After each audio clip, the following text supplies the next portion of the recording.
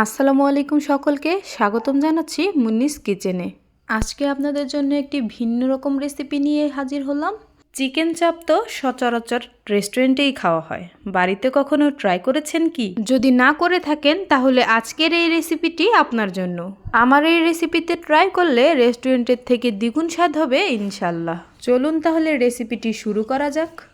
Chicken চাপ বানানোর জন্য এখানে প্রথমে আমি একটি বাটিতে 1 চামচ আদা বাটা, রসুন বাটা ও জিরা বাটা নিয়ে নিলাম। আরও নিয়ে নিব 1 চা চামচ হলুদের গুঁড়ো, মরিচের গুঁড়ো ও ধনিয়া গুঁড়ো। এবং টেস্টটা আরও বাড়ানোর জন্য এখানে আমি 1 চা চামচ রুসুই ব্র্যান্ডের মুরগির মাংসের মশলা ব্যবহার করেছি। ও আরও দিয়ে দিলাম 1 টেবিল চামচ সমপরিমাণ জলপাইয়ের আচার এবং ফ্লেভারের জন্য তার ভেতরে থাকা সরিষার তেল। চিকেন চাপটা তৈরি করার সময় যে কোনো একটি আচার অবশ্যই এর ভেতরে দিয়ে দেবেন এবং সাথে করে আচারের তেলটাও, এতে করে ফ্লেভার ও টেস্টটা খুবই ভালো হবে। এবং এর সাথে আমি দিয়ে দিলাম আস্ত কিছু গোটা মশলা ও 1 চা চামচ লবণ। এখন আমি এই মশলার ভেতর দিয়ে দেব আগে থেকে মিশিয়ে রাখা হাফ কাপ পরিমাণে দুধ ও 1 টেবিল চামচ ভিনেগারের মিশ্রণ। এটার পরিবর্তে এখানে আপনারা টক দইও ব্যবহার করতে পারেন। এবার সবগুলো মশলাকে সুন্দর মতো মিশিয়ে একটি পেস্ট তৈরি করে নেব। এবার এর ভেতরে আগে থেকে কেটে রাখা মাংসগুলোকে দিয়ে সুন্দর মতো মেখে নেব।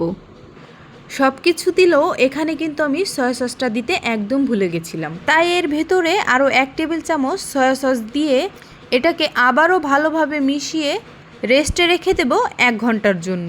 চিকেন চাপ তৈরি করার সময় অবশ্যই চেষ্টা করবেন মাংসটাকে ম্যারিনেট করে 1 ঘন্টা রেস্টে রাখার জন্য। এবার 1 ঘন্টা পর আমি একটি ফ্রাই প্যানে 1 কাপ পরিমাণ তেল দিয়ে মাংসটাকে সুন্দর মতো ছড়িয়ে নিয়ে ভালোভাবে কষিয়ে নেব। একটুখানি কষানো হয়ে গেলে তেলটা যখন উপরে উঠে আসবে, এই পর্যায়ে আমি সামান্য একটু পানি দিয়ে ঢেকে দেব। এতে করে মাংসটা পুরোপুরি সেদ্ধ হয়ে যাবে। যেহেতু এটা ব্রয়লার মুরগি, এখানে পানিটা না দিলেও হতো, কিন্তু একটু দিয়ে দিলাম সুন্দর মতো রান্না হওয়ার জন্য। এবার আমি ঢাকনাটা উঠিয়ে যখন পুরো পানিটা শুকিয়ে আসবে তখন আমি মাংসটাকে চুলা থেকে নামিয়ে নেব। চুলা থেকে নামিয়ে এখন আমি একটি বলে নিয়ে নিলাম এবং ফ্রাইং প্যানে আবারও আমি হাফ কাপ পরিমাণে তেল দিয়ে দিলাম। তেলটা গরম হয়ে এলে এখানে আমি 1 কাপ পরিমাণে পেঁয়াজ কুচি ও টমেটো কুচি দিয়ে দেব। এখন আমি এই টমেটো ও পেঁয়াজ কুচিটাকে একটু ভেজে নিব। এই পেঁয়াজ ও টমেটোগুলোকে কিন্তু বেশি ভাজা যাবে না, এটার একটু হালকা হালকা কাঁচা ভাব থাকা অবস্থায় মাংসটাকে এর ভেতরে ঢেলে দেব। এখন মাংসটাকে এর ভিতরে দিয়ে সুন্দর মতো আবারও কিছু সময় এটাকে ভেজে নেব। যখন মাংসটা থেকে তেল বেরিয়ে আসবে এবং সুন্দর একটি কালার চলে আসবে, লাল লাল ভাব চলে আসবে, তখনই আমি চুলাটাকে বন্ধ করে দেব। এই তো দেখেই হয়তো বোঝা যাচ্ছে চিকেন চাপটা একদমই পারফেক্টলি তৈরি হয়ে গেছে। এখন আমি এটাকে চুলার আঁচটা বন্ধ করে নামিয়ে নেব। এই তো কত অল্প সময়ে ঘরে বসেই তৈরি হয়ে গেল আমার মজাদার চিকেন চাপ।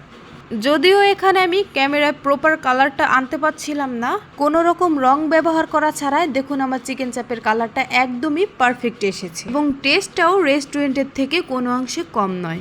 ধন্যবাদ সকলকে এতক্ষণ আমার সাথেই থাকার জন্য। এমন আরও সহজ সহজ রেসিপি পেতে আমার চ্যানেলটি ফলো করে পাশেই থাকবেন।